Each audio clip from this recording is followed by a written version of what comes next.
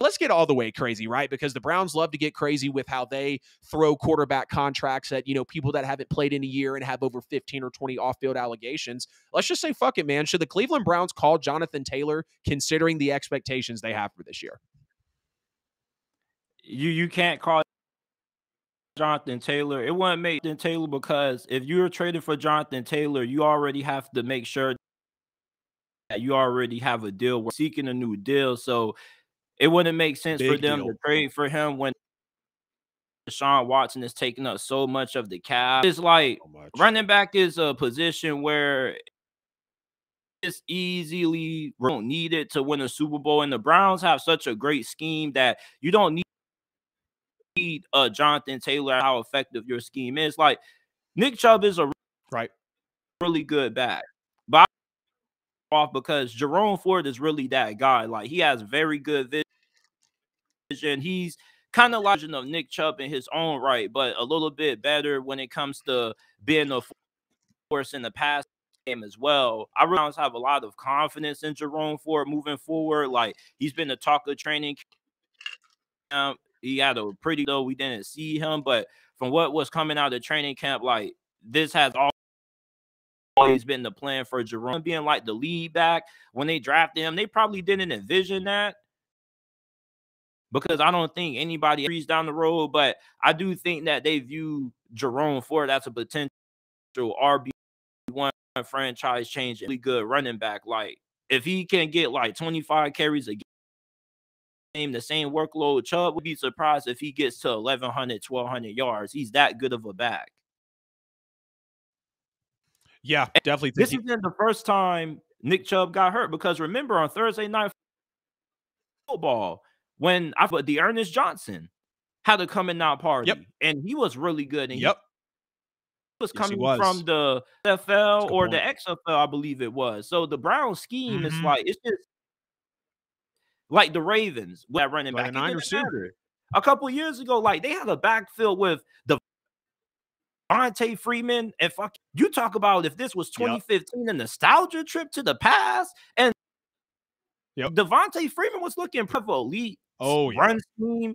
You can pretty much plug and play anybody. Now, of course, Jonathan Taylor, if they could trade for Jonathan Taylor and, they had the cap space to pay him, because they already got a complete team and most of their best players are locked up. But with their cap situation track, like, I think you're better suited just sticking with Jerome Ford. Like, you get a good running back on a really cheap. The Jonathan Taylor kind of would forbid you from improving other positions if you need to address those injury at cornerback. Let's say they go down 1-2 cornerbacks. You need to be able to have money to sign somebody for someone.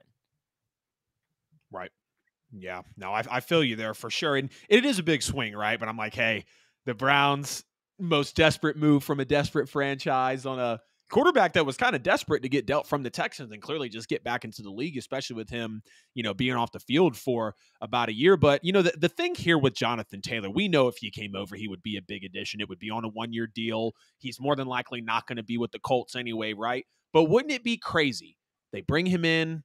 We get news possibly throughout the NFL year that Nick Chubb might be out for more than a year, or maybe he's contemplating retirement. What if Jonathan Taylor was kind of able to be that duplicate of Nick Chubb in a way, just plug him right in? Now, yes, he's coming off of an injured year as well, so it would be, risky, I guess, considering, hey, your star running back who you've got a lot of money allotted to just got hurt. Your star quarterback, or at least who's supposed to be a star quarterback, is not performing, and now you're going to go and allocate money to a guy who wants to be paid near the tops of the league.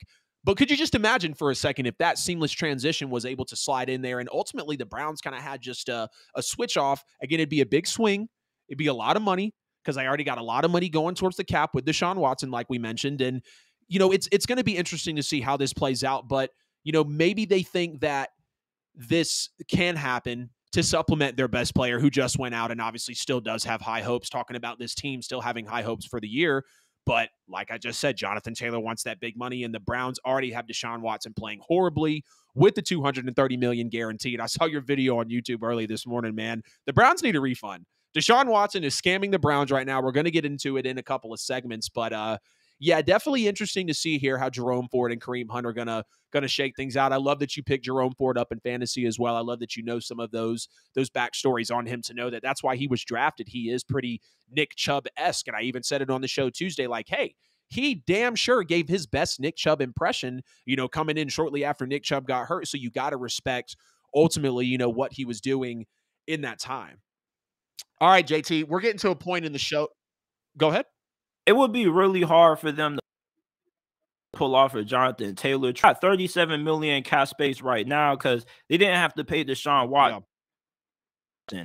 Next year, NFL and available salary cap, they're going to be minus 45 mil under the cap. It's like they're going to have to ask some serious questions about what are going to be some of their key players. They're going to have to over the cap.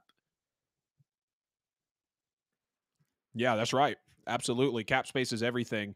Cap space is everything in this league, but also we know good enough GM, front office, they know how to manipulate it, move it around. Like, I mean, we heard one time Brady basically signed a deal either with the Pats or the Bucks that basically took him like off of payroll because it was all incentive laden. He didn't really care about a signing bonus or a roster bonus or a workout bonus. Like, Brady had his money, right? Brady was married to a chick who made $100 million a year, made more than he did a year. And he was, the best player in the league, winning his MVPs, being in one of the most, highly renowned sports leagues out there.